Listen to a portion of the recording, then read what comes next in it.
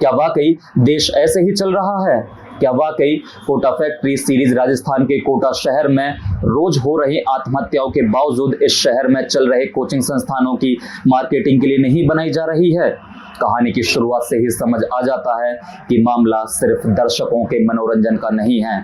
मामला इस बार उन छद्म विज्ञापनों का भी है जिसकी बुनियाद से टीवीएफ का डीएनए बना है। आजकल जैसे कि हम देख रहे हैं, ज्यादातर क्रिटिक अपने पाठकों के लिए लिख रहे हैं और यूट्यूबर पैसे लेकर वीडियो बना रहे हैं, चाहे वो फिल्म या वेब सीरीज उतनी अच्छी हो या फिर ना हो।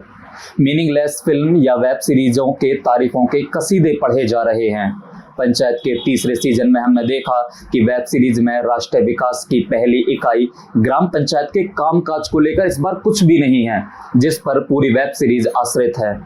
उसी प्रकार 20 जून को रिलीज हुई टीवीएफ की एक और वेब सीरीज कोटा फैक्ट्री में भी उस बात को लेकर कोई आवाज नहीं है, जिसके चलते एक शहर के नाम के साथ फैक्ट्री जैसा शब्द जुड़ चुका है। ये समझ नहीं आ रहा है कि पंचायत, गुल्लक और कोटा फैक्ट्री जैसी वेब सीरीज वह लोगों को डराने के लिए बना रहे हैं, उन्हें जिंदगी के संघर्ष से रोमांस करने के लिए बना रहे हैं, या फिर इन सीरीज का कोई और ही एजेंडा है जो आम दर्शकों को समझाने से वे कतरा रहे हैं। चलिए कोटा फैक्ट्री के रिव्यू के साथ समझते हैं इन वेब सीरीज का क्या एजेंडा है।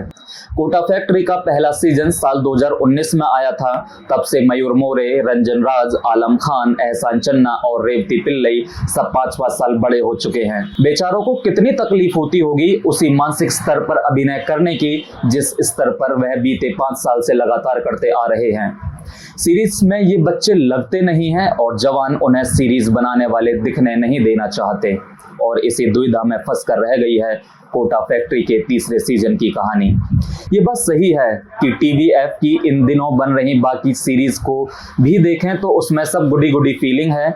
मिडिल क्लास की ठुड्डी सहलाते कलाकार हैं, उनको मुन्ना भाई सरीखी जादू की झप्पी देने की कोशिश भी करते हैं, लेकिन फिर क्या वाकई देश ऐसे ही चल रहा है? क्या वाकई कोटा फैक्ट्री सीरीज राजस्थान के कोटा शहर में रोज हो रही आत्महत्याओं के बावजूद इस शहर में चल रहे कोचिंग संस्थानों की मार्केटिंग के लिए नहीं बनाई जा रही है? कहानी की शुरुआत से ही समझ आ जाता है कि मामला सिर्फ दर्शकों के मनोरंजन का नहीं है। मामला इस बार उन छद्म विज्ञापनों का भी है जिसकी बुनियाद से टीवीएफ का डीएनए बना है। नेटफ्लिक्स को सिर्फ व्यूज से मतलब है। एक सीरीज को जितने ज्यादा से ज्यादा लोग देख लेते हैं, उनके लिए उस सीरीज का दूसरा सीजन शुरू करना उतना ही आसान होता है। The great Indian Kapil show के दूसरे सीजन को मंजूरी मिल चुकी है, हीरा मंडी के सीजन को मंजूरी मिल चुकी है। कोटा फैक्ट्री के भी और सीजन बन जाएं तो किसी को क्या ही दिक्कत हो सकती है। बस इन कहानियों को देखते समय दर्शकों को अपनी तीसरी आंख और छठी इंद्रिय भी अब खुली रखनी जरूरी है। पॉडकास्ट सुनने से कामयाबी मिलने का एक नया गणित भी इन दिनों मुंबई में खूब चल रहा है। पॉडकास्टर इसके एवज में मोटी रकम वसूल रहे हैं और इस ट्रेंड को चलन में लाने का सहरा भी कोटा फैक्ट्री का तीसरा सीजन अपने सिर बांधता दिख रहा है। सीरीज के तीसरे सीजन की कहानी एक छात्र की आत्महत्या के अपराध बोध से ग्रसित जीतू भैया के घर के कोने में लग रही काई से शुरू होती है और शिक्षा व्यवस्था में बदलाव की जरूरत तो पहुंचती तो है, लेकिन जितनी आसानी से 3 कोट मारकर काई को छुपा दिया गया है, उतना आसान शिक्षा व्यवस्था में हो चुके संक्रमण से पार पाना है नहीं। पीढ़ियों को खराब करती जा रही समस्या का निदान क्या ही हो सकता है जब राष्ट्रीय टेस्ट एजेंसी को अपनी ही कराई परीक्षाएं खुद रद्द करनी पड़ रही हों।